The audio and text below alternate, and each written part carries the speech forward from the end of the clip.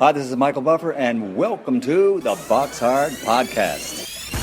Hello, everyone. This is Mikey Garcia. This the monster from the swamps, Regis Rougarou Prograis. Hey, what's up? This is King Carlos Molina, former IBF world champ. This is Michael, the Bounty Hunter, 2012 Olympian and your people's champ. This is Charlie Edwards, flyweight champion of the world. This is Fast Eddie Chambers, and you're listening to the BoxHard Podcast with my main man, Joey Coastman.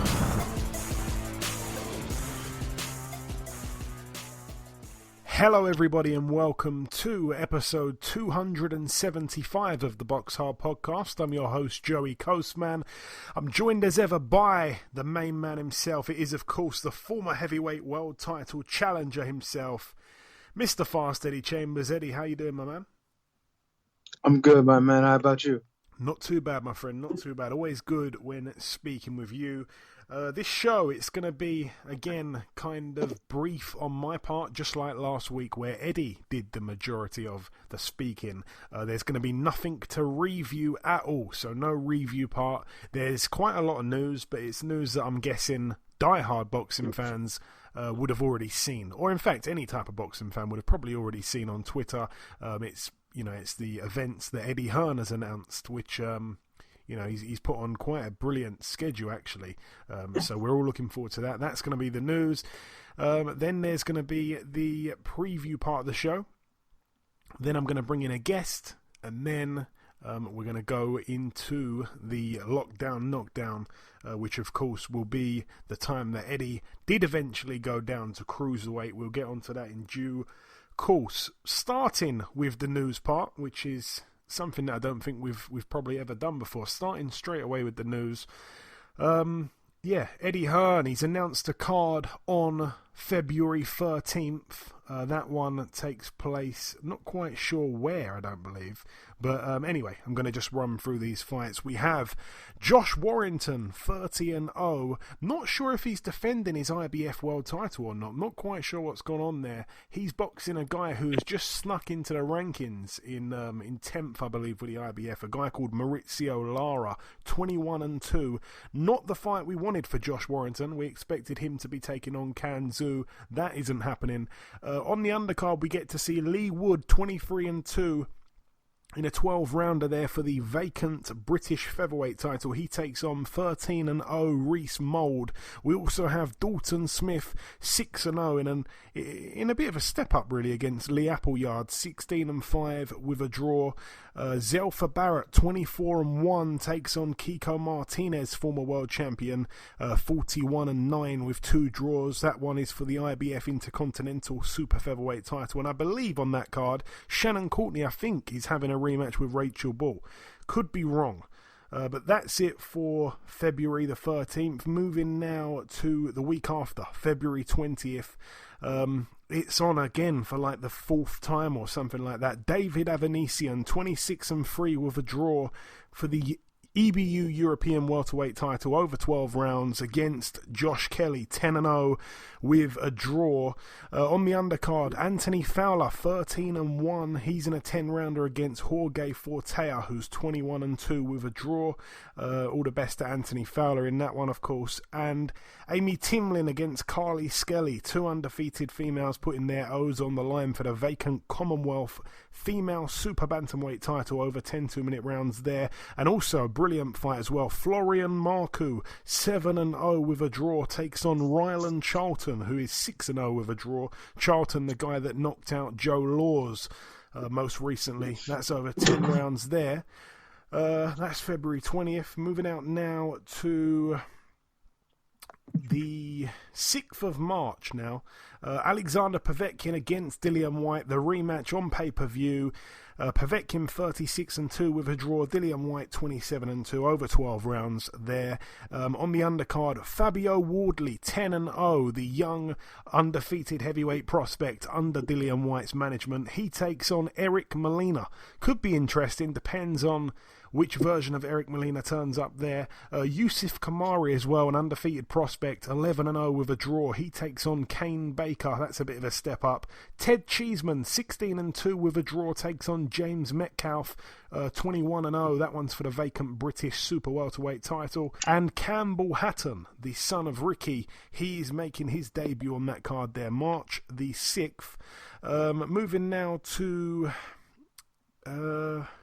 March the 20th, we have Lawrence Okoli, 15-0. He fights for the vacant WBO Cruiserweight world title against Poland's Krzysztof Glowacki, former holder of the belt.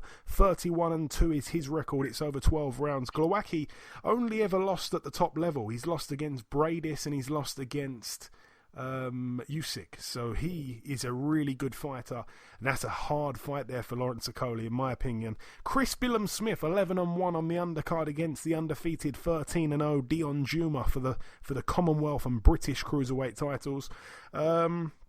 Joe Caldina on the undercard, and also a brilliant women's fight here. Chantel Cameron, 13-0. I'm looking to try and get her on the podcast soon. She defends her WBC super lightweight female world title against Melissa Hernandez, who's 23-7 with 3 draws. Melissa Hernandez, she was a world champion and stuff like that, and she took some years out of boxing. I think she took about 3 years out. She came back in 2019 and beat Selena Barrios. That's the sister of Mario Barrios, the current 140 world champion. She came back, beat her, took her O, and then she disappeared again, and she's going to be back because that was almost 2 years ago. So she takes on Chantel Cameron. Could be really interesting, that. And then going to the final one, which takes place on April the 10th, we have Conor Benn topping the bill. He puts his WBA Continental welterweight title on the line against Teak Tough Sammy Vargas, 31-6 with 2 draws. Real big step up there for Conor Benn. I know that Vargas's trainer, Bones Adams, friend of the show, is very excited for that one. Rachel Ball against Shannon Courtney. It's on that card there. I think the fight for Shannon Courtney that I mentioned earlier, I think that could be a bit of a keep busy kind of fight. Just one little run out before fighting Rachel Ball. It's for the vacant WBA female bantamweight title, the rematch there. Also, Savannah Marshall, 9-0. She's defending her WBO middleweight female world title. And yeah, there's a couple other prospects on the bill as well. Cash Farouk, John Hedges, and Felix Cash, I believe, on that undercard. So Eddie Hearn has announced a brilliant schedule there. Looking forward to a lot of the fights mentioned. That is it for the news. Moving on now to the preview part. And then we're going to welcome a guest. The preview part, just one fight to mention. It takes place this Saturday, 2 days from now, at the Mohegan Sun Casino in Connecticut, USA. It's going to be live on Showtime. On the undercard for the WBA Interim World Lightweight title, Rolando Romero, 12-0, takes on Justin Puldo, who's 14-1. Vic Pasilias as well. He is 16-0. He fights here for the WBA Interim World Super-Bantamweight title against Reese Aleem, who's 17-0. And the main event, we're going to be speaking to the man in just a few... just a matter of seconds, I guess. The defending champion for the WBO World Super Bantamweight title, Angelo Leo. You'll be hearing from him in a few seconds. He takes on the undefeated Philly fighter, Stephen Fulton. 18-0 over 12 rounds there. Yeah, that's going to be really exciting. Really excited for that fight there. And yeah, that's it for the news part. That's it for the preview part, which was really brief. And now we're going to speak to the man involved in that main event. It's now time to welcome the first guest on this week's podcast. Ladies and gentlemen, please welcome the reigning WBO Super Bantamweight World Champion. It is, of course, Mr. Angelo Leo. Angelo, welcome to the show, my friend. How are you? I'm doing good. Thank you for having me. Hey, it's my pleasure, Angelo. It truly is. So, first things first, you've got, obviously, your next fight coming up in a real short amount of time, but I want to talk about that night you became champion in your last fight back in August of last year. For those that don't know, you were supposed to be taking on Stephen Fulton on that night, of course. He was ruled out the fight with COVID. In stepped Tramaine Williams, a bit of a late replacement, you know, a guy that was tipped for big things, a southpaw, a lot of hype surrounding Tramaine Williams. Over here in the UK, I actually think most people expected him to win, but you pulled it off. You deserve to win, of course. Tell us about that night from your perspective, Angelo. Yeah. You know, Tramaine Williams was a tough competitor. Southpaw, slick southpaw.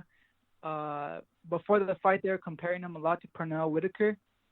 And, you know, I knew in my heart that I would beat him because of the conditioning I was, my preparation for the fight.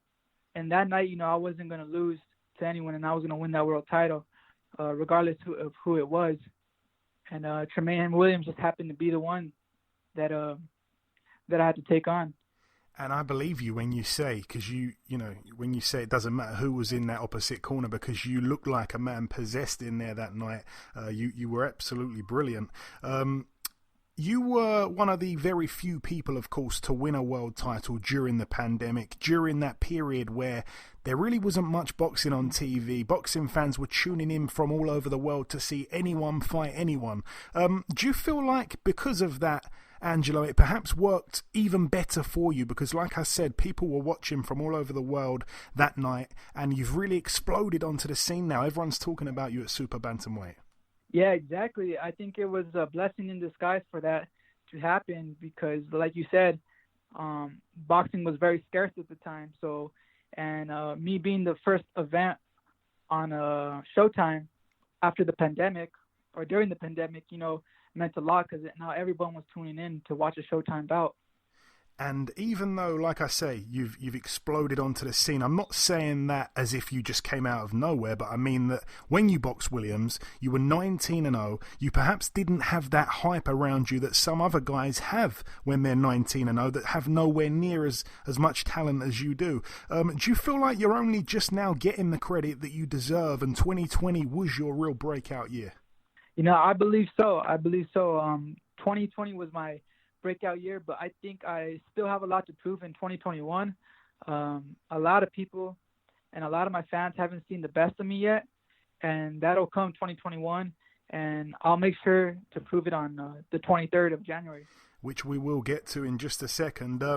Again, just for those that may be listening to me right now, Angelo has quite an interesting resume, because like with a lot of Mayweather Promotions fighters, they're tough fights, but I don't know, the matchmaking is kind of strange in a way, because if you look at it and you actually analyze it deeply, you know, it's clear to see you're a special fighter. No one ever did what you did to Glenn Porras. Only world champions were ever able to stop Cesar Juarez at the time when you stopped him.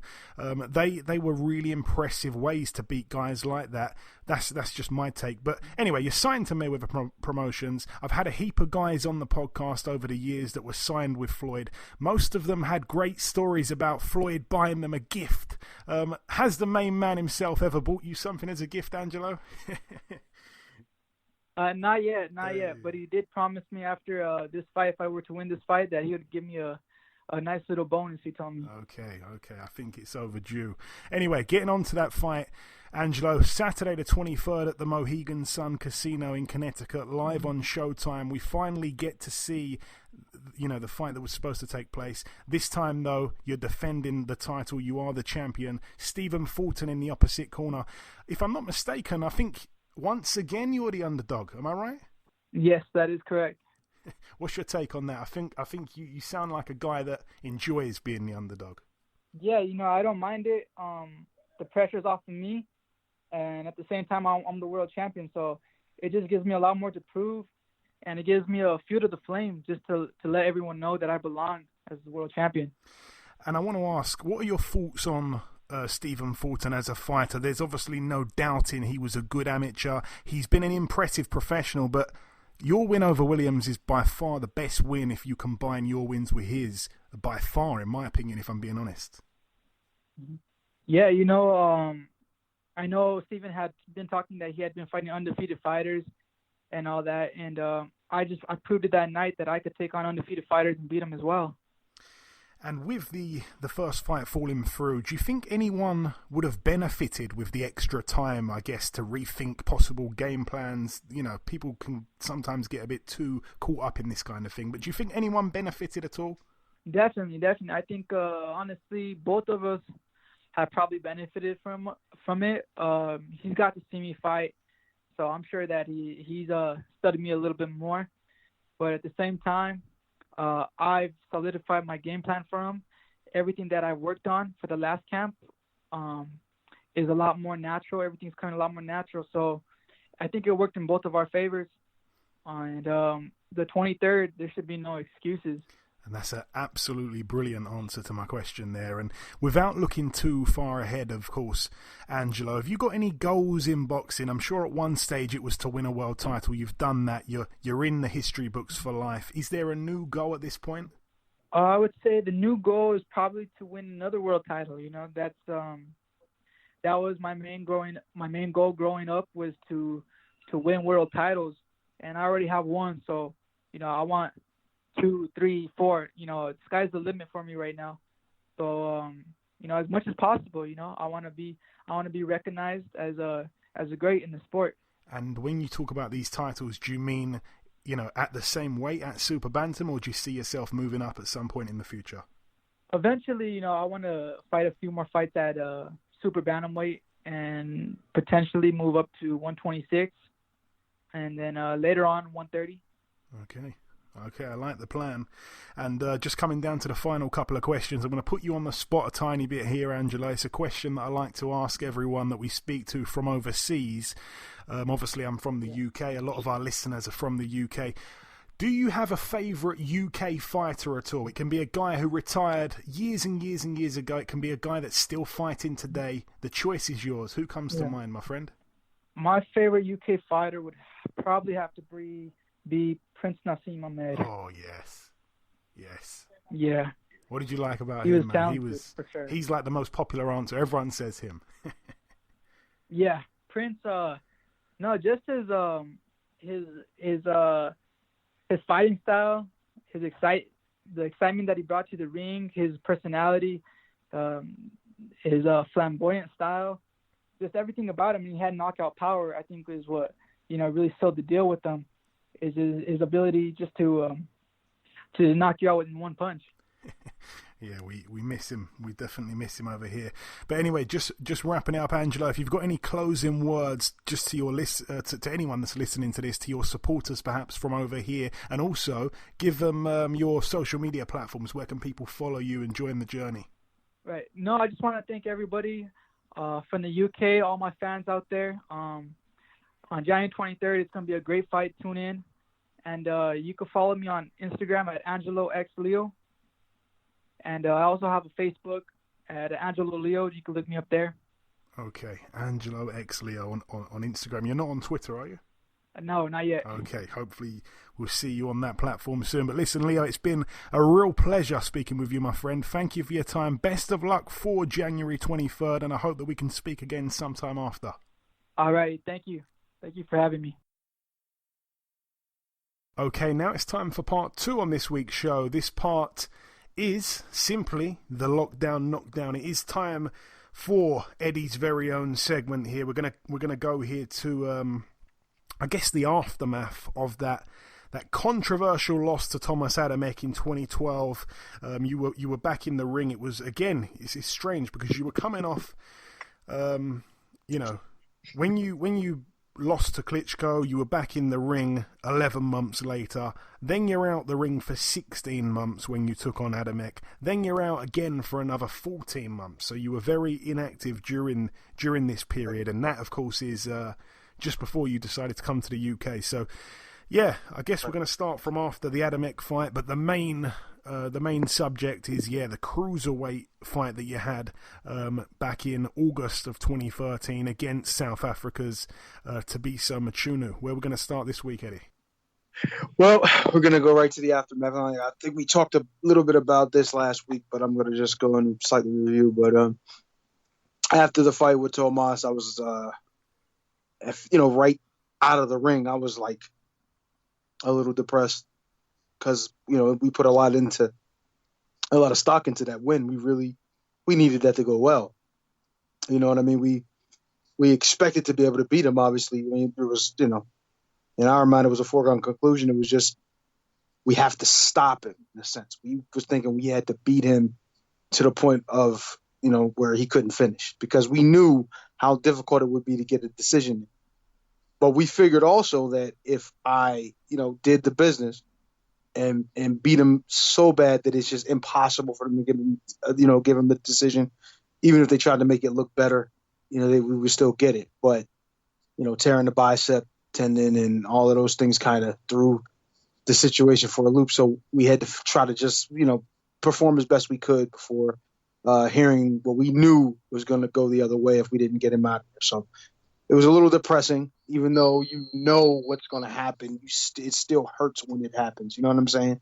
So I was a little down, but quickly, I realized exactly what I had done. You know what I mean? You realize you just beat a quote unquote elite level fighter with one hand, even if the decision didn't go your way. Most people understood, and most people who really wanted to believe the truth saw what happened. So the depression quickly turned into confidence.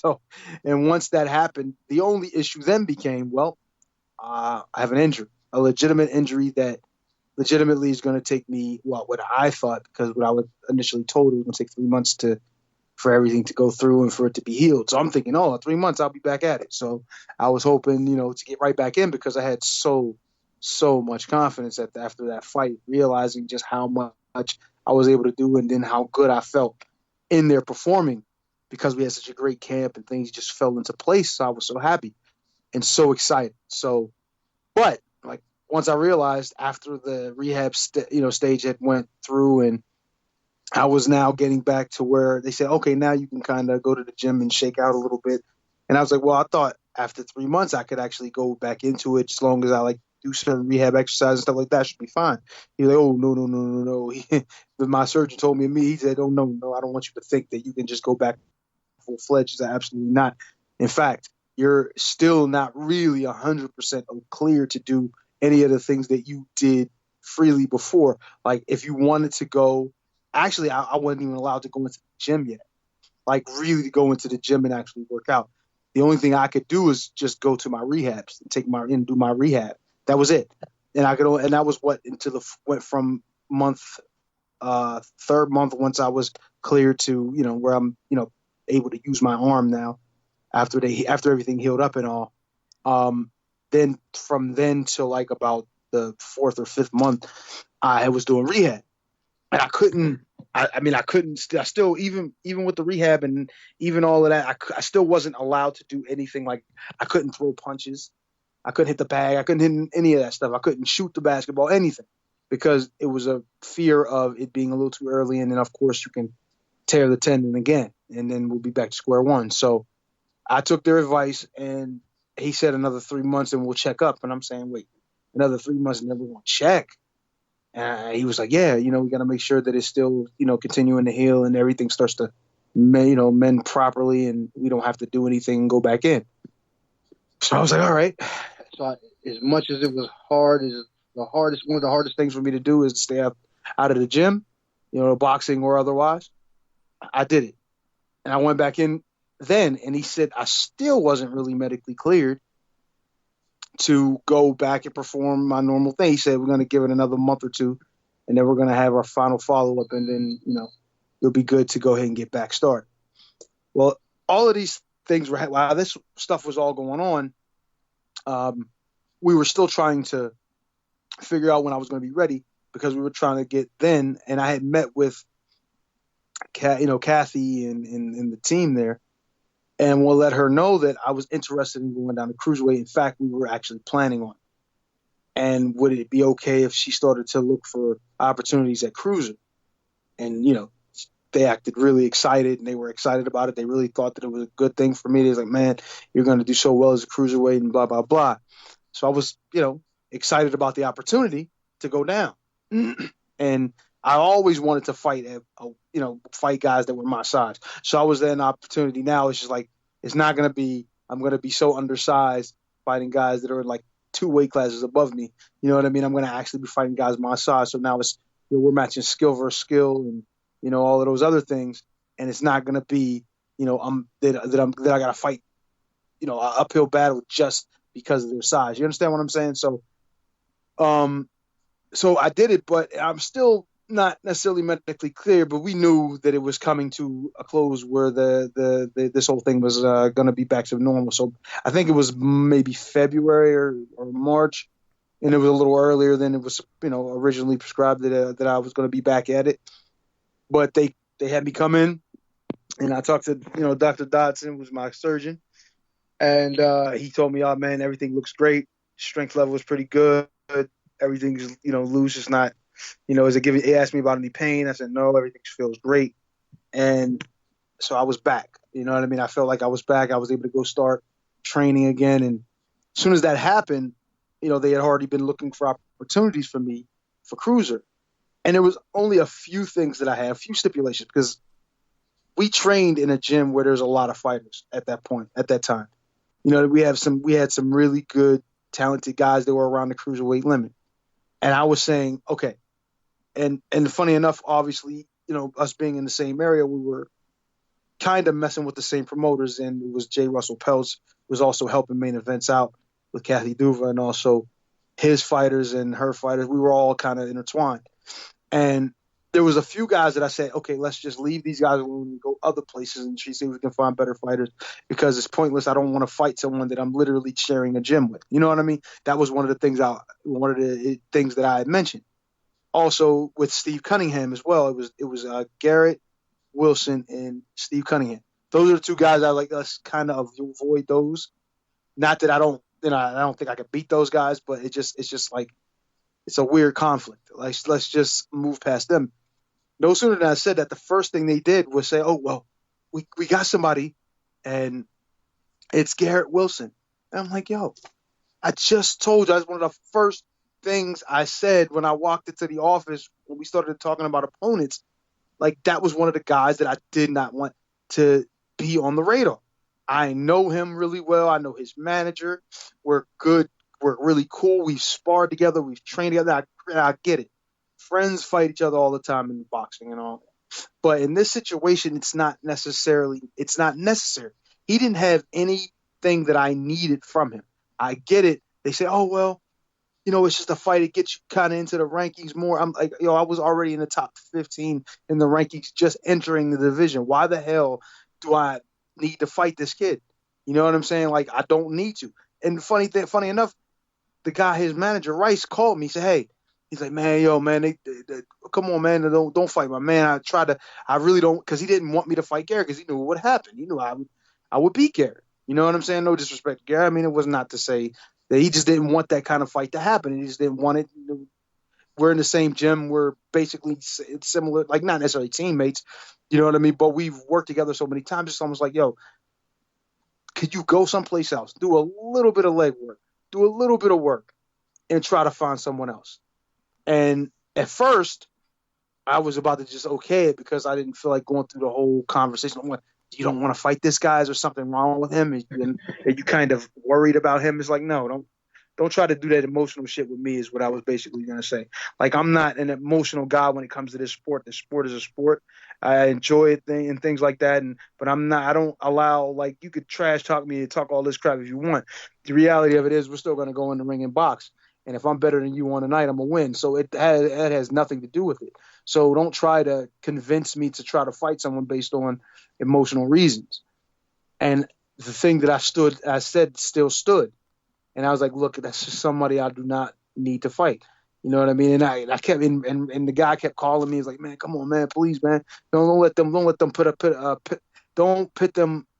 us against each other, man. Don't do that. So in order to deal with the whole thing and just let it go, I just said, look, let's just eliminate that guy out of it and try to find someone else. So And saying that kind of upset them because they had a cheap, and I'm gonna say it just like that. They had a cheap, easy matchup that they could put on and as a filler for the show, and it's a good possible fight, and it's a showcase for me as a cruiserweight, and it kind of upset them and pissed them off a little that I didn't want to take that particular fight.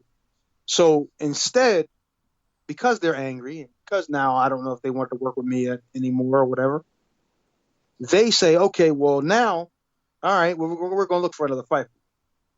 And I don't know if they already had this kid on deck, but he was relatively unknown here in the States. I had no idea who he was. And they told me I think it was maybe in June, and we were going to fight in August, the beginning of August, right?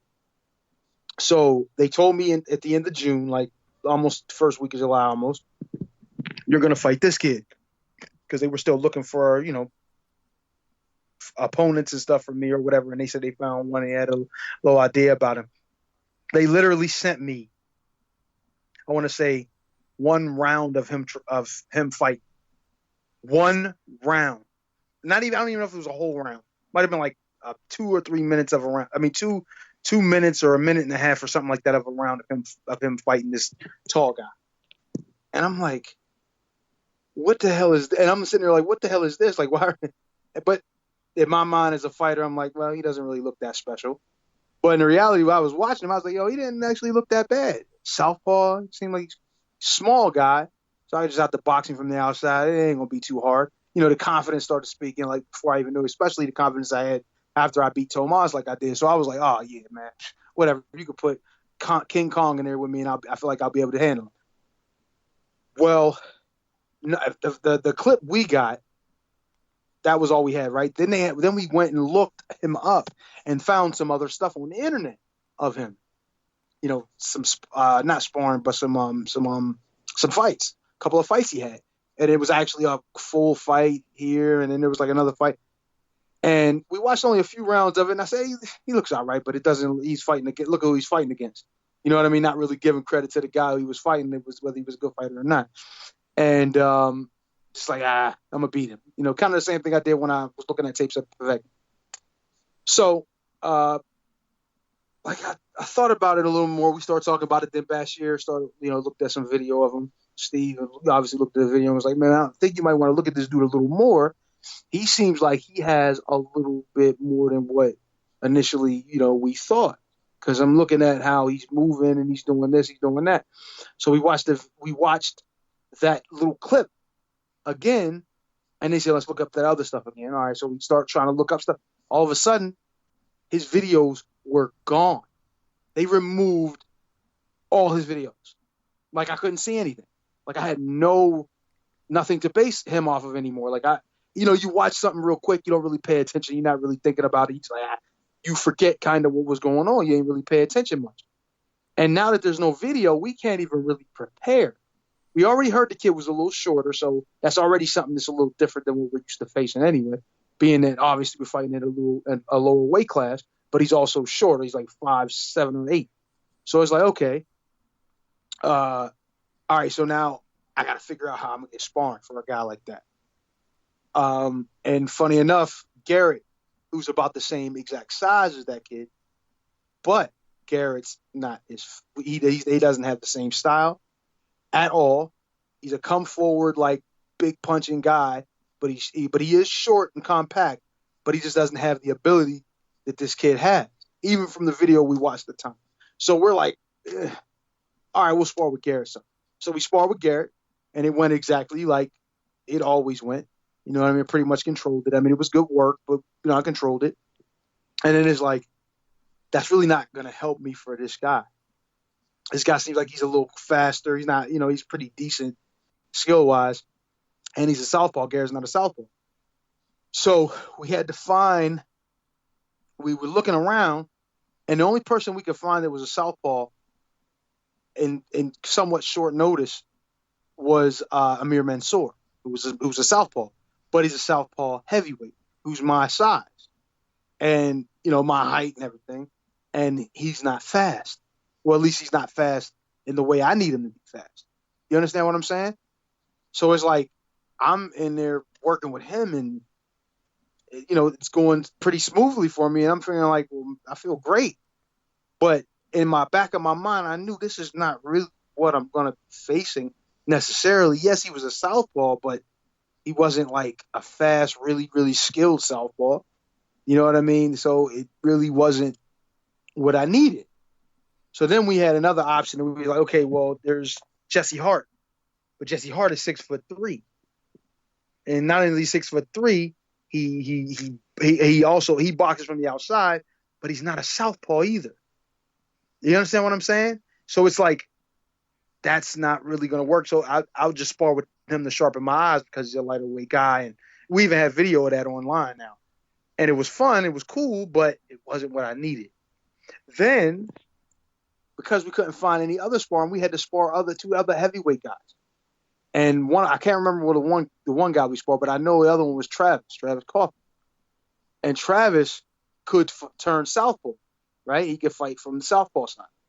But he's also 6'3", and he's also nowhere near as fast as a guy like Mchunu. So it's completely different than what we were expecting. Now, granted, I felt great. I was doing good in sparring. I was feeling sharp. Even though I was dealing with a lot of craziness in my life at the time, I still felt like, considering what's going on and different things like that. I mean, I had an issue with my car. I had an issue with my home at the time that, caused me to, at times where I couldn't even go into the actual boxing gym. I had to train at a fitness gym here in the States it's called LA Fitness. I had to train there some days because we couldn't get to the gym because my car was, out of commission. And my house was in a bad way, financially. And all of these things I was dealing with, and also not being able to train properly, but I still felt good. I still was confident. Fast forward through the camp. I mean, everything went, as smooth as it possibly could have, considering the things that happened that I mentioned. We have a meeting, I think, with the main events people in there, and we're talking like, man, we really couldn't get a lot of video on this guy. And he's like, oh, what do you care about that?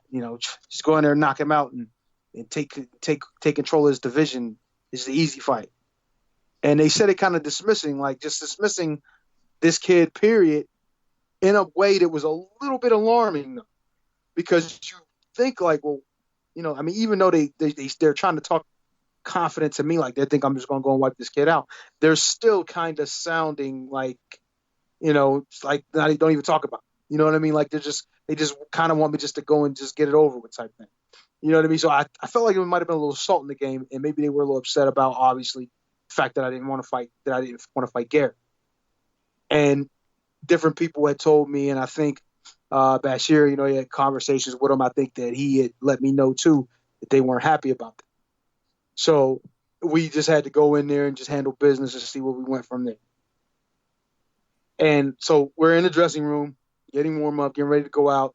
And I felt the nerves, but I didn't feel the nerves quite like I did before.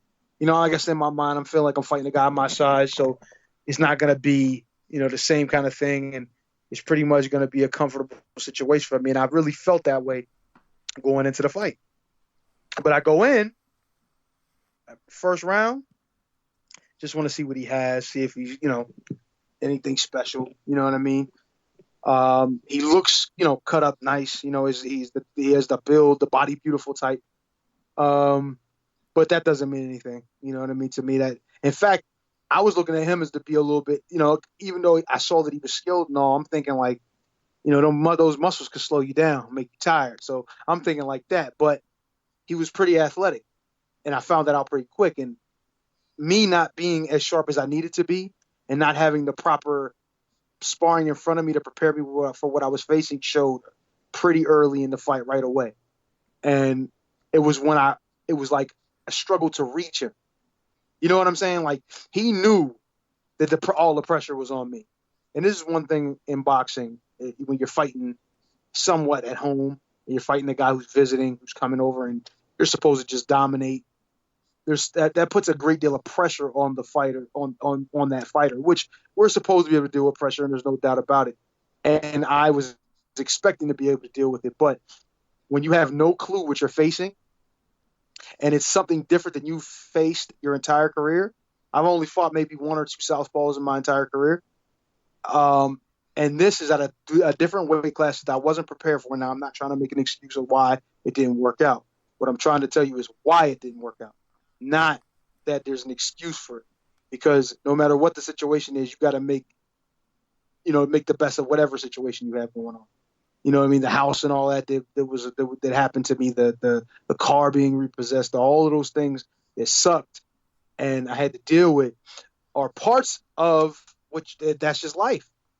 If you're a professional, you got to be able to handle those things in a professional manner and do what your job is. And my job was to fight. And don't get me wrong, I tried. You know what I mean? But I didn't make the necessary adjustments. And through the course of the fight, you kind of see that in my mind just was not there. It was wavering because I was not only I'm in the fight. Don't get me wrong. I'm paying attention, but things come to your mind when things aren't going well in the ring. And a fighter and any other fighter would be able to attest to this. Like if you're having a rough time and things aren't going your way, in my mind anyway, stuff starts to creep in. Like, damn man, what am I going to do if this don't work out? Or, oh man, the car this and I need money or I need this. And all of these things start playing a real part in your performance because it's on your mind. Things are on your mind. Nothing should be on your mind. You should be completely invested in what you're doing. You should be thinking about that guy in front of you and that guy on nothing else. You shouldn't be thinking about what your wife is doing. You shouldn't be thinking about what this person thinks if your performance doesn't go. None of that. You should only be thinking about what's happening in front of you. You know what I mean? And for you should be there to win. You know what I mean? And that's what's important at that moment. But for whatever reason, my mind was wavering, and obviously there's a whole lot of other reasons why. But and he was there to win. He wasn't there to just survive. He was there to do whatever it took for him to win. And one of the things he did was he literally laid on his back foot. I mean, he sat on that back foot deep. And he literally forced me to bring the action. Because another thing is, too, when you have pressure on you to be dominant, well, then you try to go be dominant. And with a person that fights with a style that he fights, who's a sharp boxer, who's sharper than you that night, it forces you out of your own element, something that you're not used to doing, and being overly aggressive. Even though I can be aggressive and walk forward with my hands up and all, his style was made for a guy who was going to do something like that. Like I could try to walk him down, but if I was going to walk him down, what I should have done is just made it a roughhouse affair, just like roughed him up, beat him down. Now I realized, after it happened, after the fact, years after, that the best way would have been to just be busier, bump him, use my strength because I was stronger than him, whether I looked it or not, and just put him in a position where he couldn't, couldn't find his range. And just make him do things that he wasn't prepared to do. But, of course, I'm supposed to dominate, and I'm supposed to make him look like an amateur when it was just the exact opposite almost. So, I'm dealing with that, and going back to the corner, and Bashir's like, yo, man, you got to find a way to you got to rough this guy up. If you can't touch it from the outside like you want to, go in there and rough the guy up, get up in his chest, do what you got to do. And I did something later in the fight where I kind of bumped him off and then threw like a left hook. And I could see it bothered him bad, you know what I mean? Because obviously my power at the cruiserweight division is, a lot bigger of a puncher in the cruiserweight than I would be as a heavy. So I could tell by his eyes that it bothered him. And Bashir's like, I saw what you did. You got to do stuff like that. He was in my ear pushing me to do more. But in my mind, I'm hearing him, but I'm just thinking of this other stuff, man, all this other unimportant stuff at that moment. Like, there's nothing more important than what's going on right there. That's my livelihood. That's what I'm supposed to be doing. That's what I'm supposed to be taking care of at the moment. That's what's going to get me more money. And it's just, and I don't know why, but my mind just wasn't into it. Not like it should have been. Like I said, it's no excuse because as a professional, you got to do what you got to do. But my mind wasn't where it needed to be. And he beat me fair and square. I don't know how by how much, and he didn't dominate me. You know what I mean? He just won more rounds. He did what was necessary to win the fight. You know what I mean? He didn't look as overly impressive doing it. It was impressive because of who he did it to, not because of what he did. Because of what he did, if I would have been in the right mindset, I could have done what I needed to do to win that fight, and that's just make, you know what I'm saying, and just make it ugly and start bombing him. But I didn't do it. I tried to stick with what I was doing in the beginning. It wasn't working, and what happens is, as a fighter, when things aren't going your way, is another thing that can happen is you get stuck. Almost throwing the same combination at the person, and you know it's not going to work, but your mind just gets stuck on something, and you just can't figure out what it is that you need to do to change it. And it happens. You know what I mean? It really does happen. I've seen it happen to other fighters, and I'm like, damn, he's probably in the same position I was in a couple of different fights I've had. And I've had fights where I've done that, and I've won, but this wasn't one of them. And, you know, I paid for it. What I regret about the ordeal too was the fact that not so much that I didn't take the fight with Garrett, but because I felt like I stood up for what I believed in, and that's what you should do, no matter what the situation is. But I regret taking this fight because I wasn't in the right state of mind. None of the stuff that happened in preparation for this particular fight was what we needed. We didn't have the proper at all sparring for this fight. The car, I lost my car at that time, so I couldn't get to the gym on certain days. Whenever Bashir couldn't make it down, and he was supposed to come down more on sparring days, and every other day or something like that he would come down because he was coming from Newark, and I'm in South Jersey. But when days he couldn't come, we couldn't go, so I would have to literally get a cab and go to LA Fitness to train. And this is the kind of thing that was happening. There was times that we couldn't spar because we couldn't get to the gym, and other times we would just have to do pads with Bashir at LA Fitness while I'm getting prepared for a top level guy, sharp guy in a different weight class. And like I said, once again, I'm not going to say that I'm trying to make an excuse for the performance. I'm just giving reasons of why these things happen. And for other fighters who have been in this situation, they can attest. Like, I didn't say any of these things at the end of that fight. I didn't want to take any of his shine away because I felt like no matter what the situation was, he beat me. And if I'm like that, I should have beat him anyway. You know what I mean? And I guess I wasn't, especially not at that moment. So he won. I wanted to give credit to, where it was due, and he won. He bested me that night. And right after that, I felt so horrible. That was probably worse than Klitschko. I felt worse than Klitschko. I was thinking about like 100% retirement. Like I was like, man, I ain't doing this no more. I ain't putting myself through this crap. You know what I mean? Like with all of the things that I've done and all of the things that I've been through in this game, I've never, ever been that guy that people say, man, I wish I could be in his position as a fighter. Like, I don't think I've ever been that guy. I've always been the B-side, with the exception of one or two fights as a elite level fighter. I've always been the B-side. Very rarely have I ever gone in the guy who was supposed to win. As an elite level guy, as a guy, when I got to when I was fighting the Povetkin's of the world, stuff like that. Like, I was always the B-side. So I was never in an enviable position for any other fighter. It was that I had to always go on the road and do the impossible to win all the time. I think the only fight when I was with Dan Goosen that I was the A-side for was, there was a few. It was three. And one of them, he wasn't even a part of. It was on a Blue Horizon card. But the other two was there was three. It was the Rossi rematch was one. Yeah, I forgot about that. That was only because I had beat him before. Yeah. Because best believe if he was a new guy, or like even what like he was the years past when we fought, I would have been the B-side then. I was the B-side when I fought him, and I had 27 fights when I fought him the first time. Like, are you kidding me? But this is just how it is. They you know what me and Tony Thompson always said is like, they don't like us, man. They hate us. You know what I mean? So we got to go out there and we got to beat their people. We got to beat their guys because they don't like us. You know they don't like us. We used to say that to each other all the time. You know what I mean? Because we know that we're not the poster boys. Like we're not the guys that they want to put out there because I'm too small. Pause.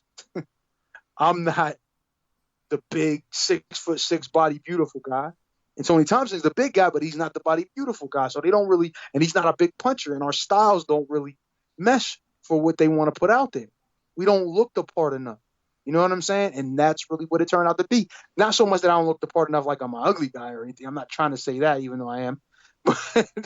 But what I am trying to say is that I don't look the part in a way I'm not menacing.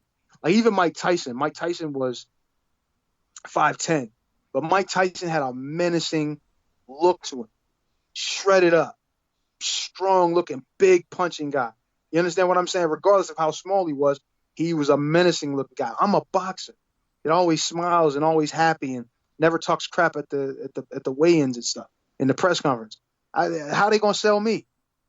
The only way I can get on top is if I win. I'm like John Ruiz. You know what I'm saying? I'm the John Ruiz. I'm a different kind of John Ruiz. You know what I mean? Like, it's not that I'm quiet overly. Like, I'll talk, I speak well and all that. But I can't. I don't sell it. I don't sell the fights enough for them. So they just didn't want me to. They just want me out of there. Trust me, they want to be out of there. I could tell you. I don't know if I said this on there, but Jim Lampley basically said I'm an unexciting fighter to watch. You know, of all the heavyweights in at the time, I was the most unexciting one. Mm-hmm. You know what I'm saying? So nobody really wanted to see me. So no matter how good I was, and I was as talented as anybody in the division at any point around that time, and you know, they just push you to the back burner. And it's unfortunate, but that's what happened. And it's crazy how, you know, this is 3 fights removed from the Klitschko fight for the world titles, you know, biggest payday by a mile.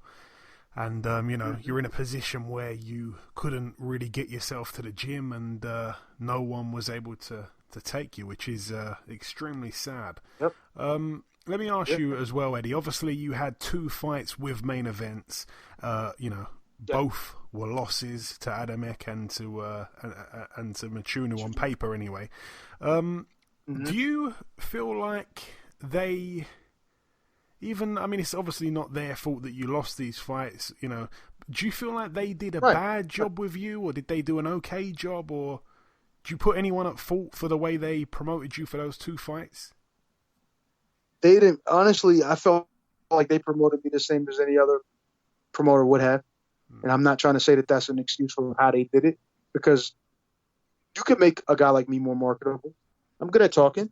You know what I mean? I can talk, I guess. You know what I mean? I could sell things. I can, if you need me to do something in particular, I can do it. You know what I mean? I'm not the hardest person to look at. You know what I'm saying? It's like, there's different ways of selling things. You know what I mean? And I don't think I don't think they wanted to do it. I don't think they were looking for a ready-made situation that was going to bring eyes to bring money to their table. That's all they were interested in. They weren't looking at, oh, we're getting Eddie Chambers as a project to turn him into something where they had to do the work. No, they didn't want to do no work. And I'm not hating on any promoter. I mean, I'm not trying to say that these guys don't do their job, because there's a lot of them that do. But the majority of them that I've dealt with, they don't want to have to do a lot of legwork. They don't want to have to do a lot of selling. They want you to sell yourself. They have the publicists and all that, and the publicists, they'll work the hell out of those publicists to do certain things. But the reality of it is, they don't want a project, especially if I already have a good name. I had a pretty good name already. So they're expecting my name to carry weight, but what they didn't realize is that you're taking a guy who they don't want to watch. He's great, but you don't want to watch him. You understand what I'm saying? It's like Floyd Mayweather without the undefeated record and without the money mantra and all that put. You know what I'm saying? So it's like, me as a fighter, great. People will be like, give me him. Like if you could put me in a lineup with a group of other fighters that are all good fighters, I'm going to probably be the most talented one of them all. And I'm not saying that because I'm like, oh, I'm the best in the world. I'm not trying to be cocky or anything, but the reality of it is that is true. Problem then becomes, though, is how do you sell that? Because if I'm not knocking everybody out, they don't care about that. And if I'm not like got a Kool-Aid smile or nothing like that, then they don't want to hear that either. You know what I'm saying? It don't matter even how you look. It's just like you gotta have something that can sell. Chris Arreola, they were selling him, and I'm on the same thing with him. You mean I can talk, and I ain't disrespecting Chris and saying he can't talk, but I can talk better than that. I can sell some shit if you need me to sell it. But the reality of it is, he cursed on TV. He's Mexican American. He got people behind him.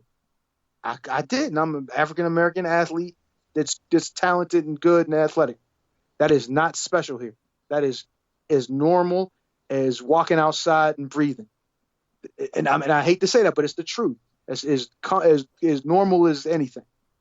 You know what I mean? So it's not something you can sell. It's not like, oh, if I was a 6'6" white kid that was gifted athletically and knocked everybody out, even like Wilder. But a big white kid, oh my God, I would have been on every cereal box on earth. You know what I mean? I would have been all over the place, but that's just not the case. And I'm not trying to make this a racial thing. I'm just trying to tell you that it's too common what I am. You understand what I'm saying? And it's not going to sell.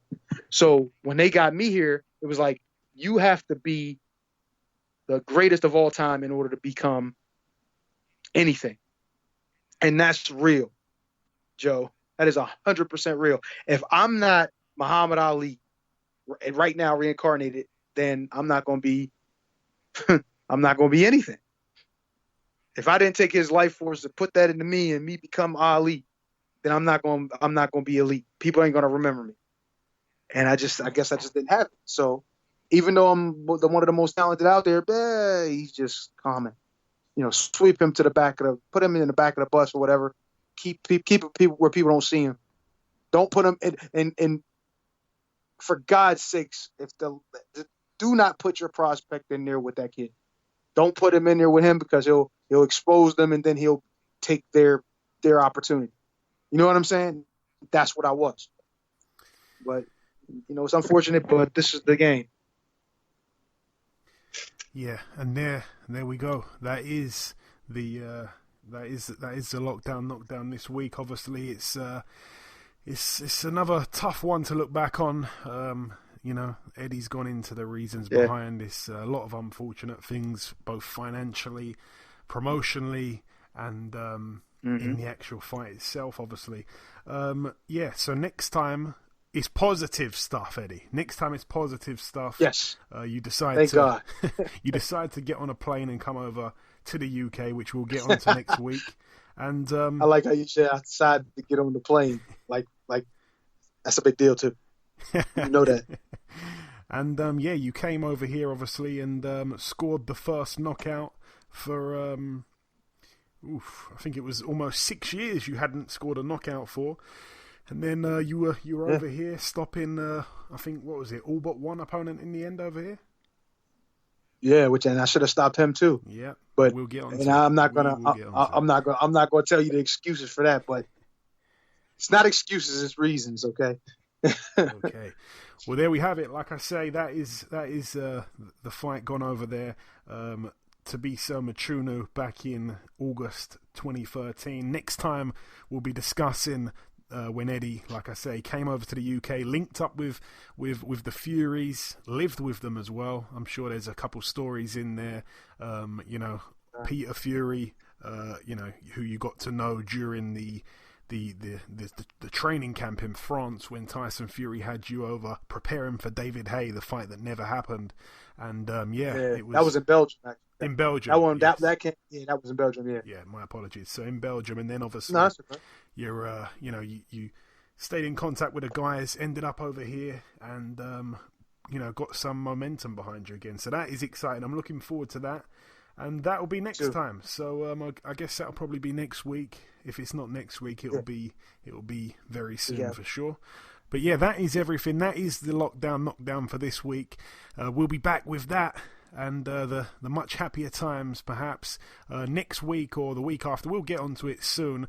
That's everything, though. That's all the talking. We did the news part, which we kicked off with. Then we brought in the preview part, which was just one fight, of course. Then we spoke to Angelo Leo, the first guest on this week's podcast.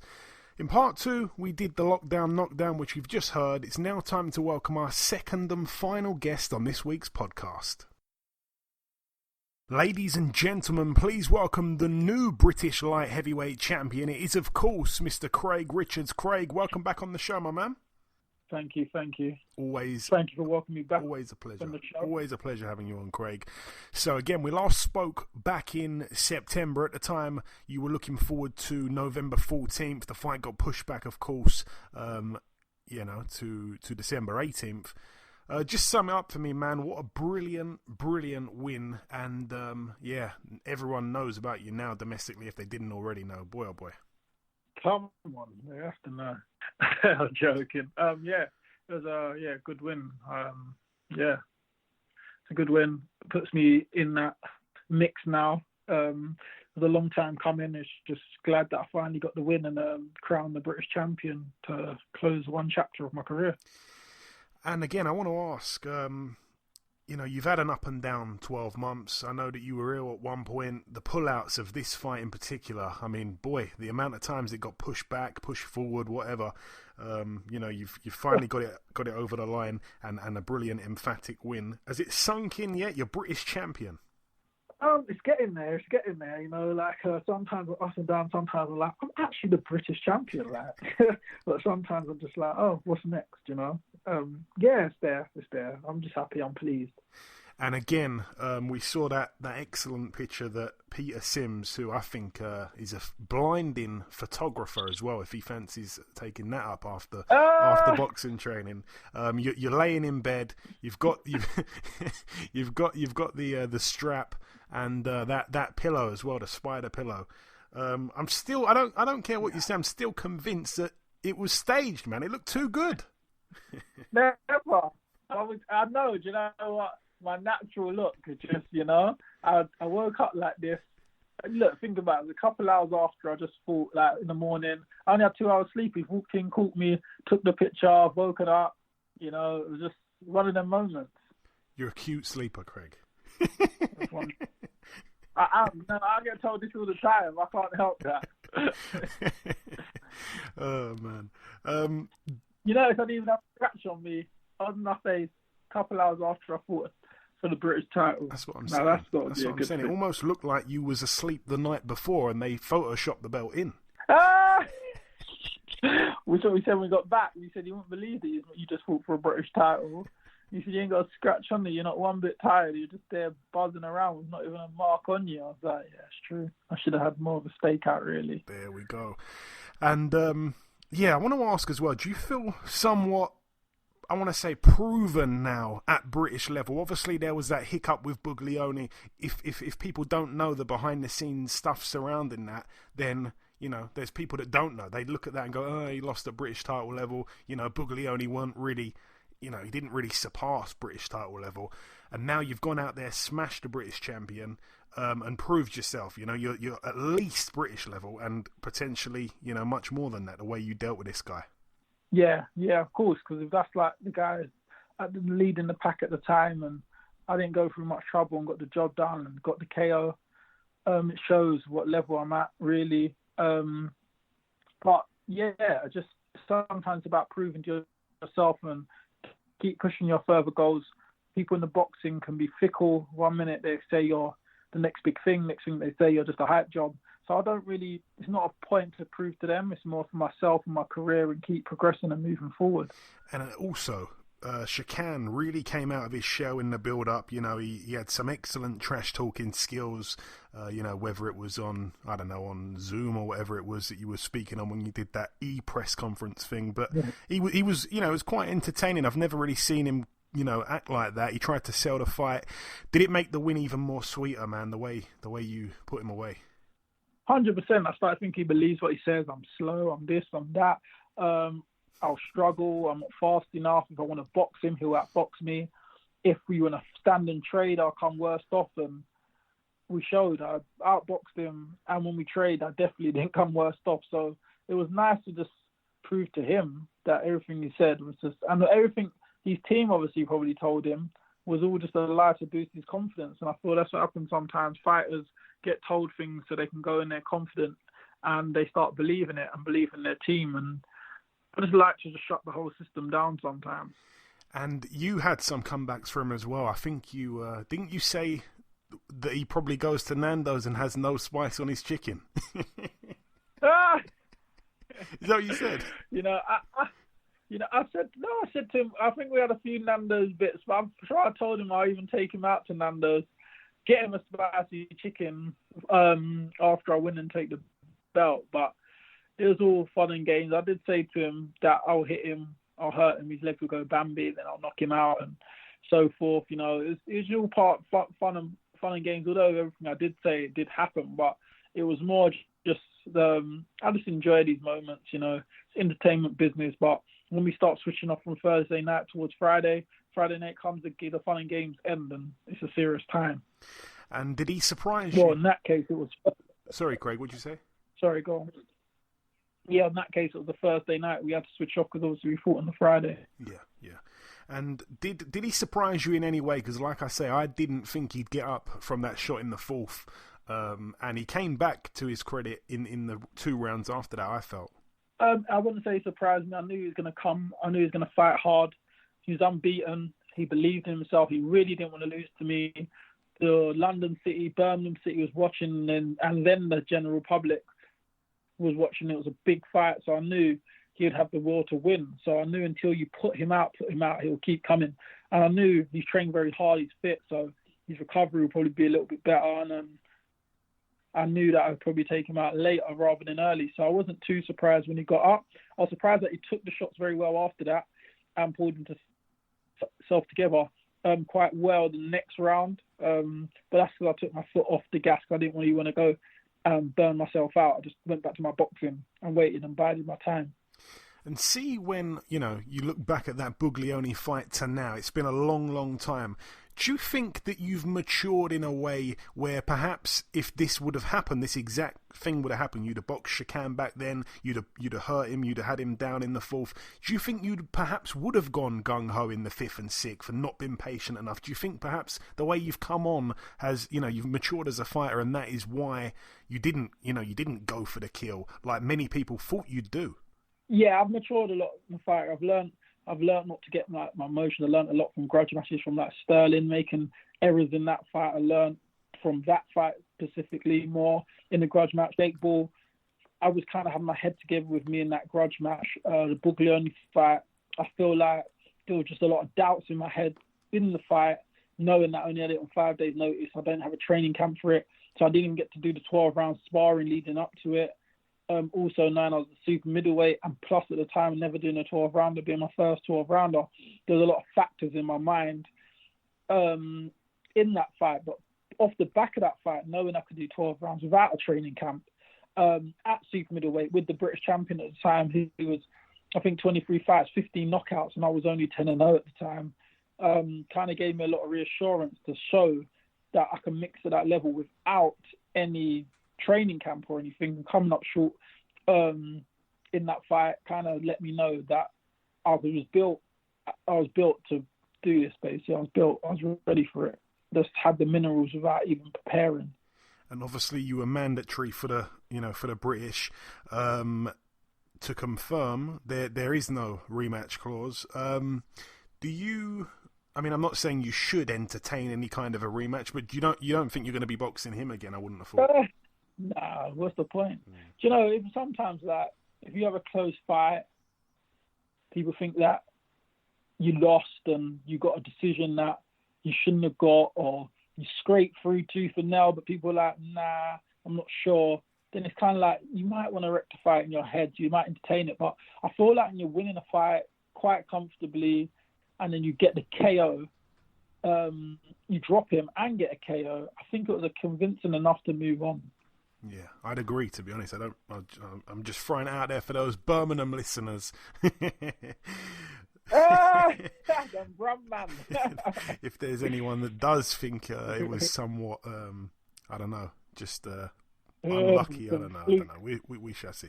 Anyway, moving on, Craig. Where do you kind of see your, I want to say, not too distant plans at? Because, like I say, a few years ago, I remember you saying you can get caught up in that, caught up kind of around that southern area level if you're defending the belt too long. I remember when you picked it up as well, your idea straight away was to vacate it before the night was even out.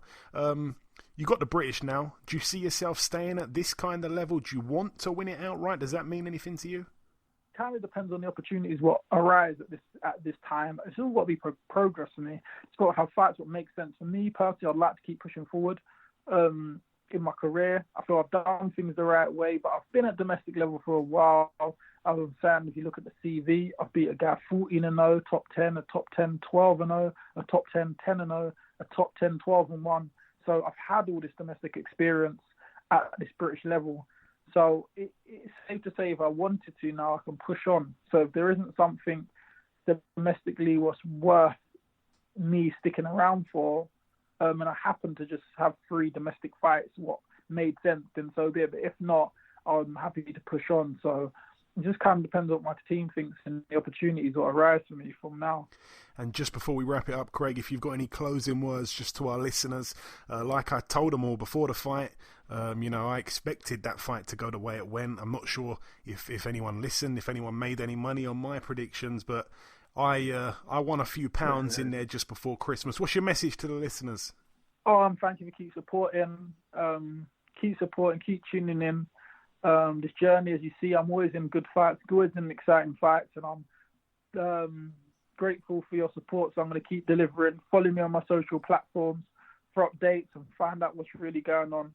So yeah, thank you again. We working. Listen, Craig, it's always a pleasure speaking with you, my friend. Thanks for your time. Congrats once again on a brilliant win, and I hope that I can see you at some point in 2021. Let's hope. Yeah, definitely. We've got to make it happen. 1,000,000%. Okay, and this wraps up episode 275 of the BoxHard Podcast. I've been your host, Joey Coastman. Eddie Chambers has been with me for the duration of the show. A massive thank you to our 2 guests on this week's podcast, the reigning WBO Super-Bantamweight World Champion Angelo Leo and the reigning British Light Heavyweight Champion Craig Richards. The biggest thanks of all, though, goes out to you, the listeners, of course. Thank you for sticking with us once again. There has been 1 or 2 pieces of news break whilst we've been recording the show. Josh Warrington has decided to vacate his world title. It's a bit baffling, really, because he was close to being forced into a fight with Kid Galahad, but like we said, he's still going to go ahead and fight Maurizio Lara, which is a pointless non-title fight. I can't really understand what his plans are going forward. They're talking about a potential big fight with Gary Russell Jr. I don't think that's a massive money fight. They're talking about a Kanzu fight, but nothing at the minute is in concrete. It seems like a premature thing to vacate the belt. It's looking like he's perhaps stuck in a rematch, dare I say it, with Kid Galahad. But yeah, I'm not sure what's going on with him. He's still fighting that unknown guy, Maurizio Lara, who hasn't had a 12-round fight in his life. Kid Galahad will now be fighting for the vacant world title against the next in line. Currently, the IBF don't actually have a number 2 spot.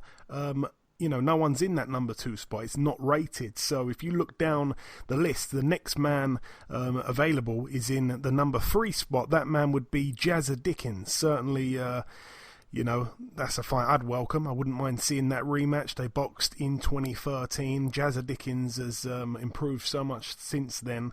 And with Kid Galahad, it's just been a bit frustrating. In other news, MTK Global have announced 3 fight dates, all set in Dubai for what they're calling the Dubai Fight Series. It all kicks off on February the 6th when Lee McGregor challenges Kareem Guerfi for the European title and Sean McComb boxes Gavin Gwynn for the Commonwealth title. On March the 12th, Tyrone McKenna headlines that card. He'll be taking on the undefeated 24-0 Zankosh Turarov as the main event on that card. And then on April the 3rd, 4-weight world champion Donny Nietes returns to the ring to headline that show, but there's no announcement on his opponent just yet. The final piece of news as well is that Canelo is going to be taking on Avni Yildirim, his mandatory. People know Yildirim, of course, because he was a former victim of Chris Eubank Jr. That's going to be taking place on on February 27th in Miami, Florida. But that's about everything from myself. Remember, if you get any time to please leave us a review on iTunes. It's very much appreciated. On next week's show as well, we'll definitely have Jamel Herring on, that is for sure. Enjoy your weekends, people. Stay safe, and we shall see you all again next week.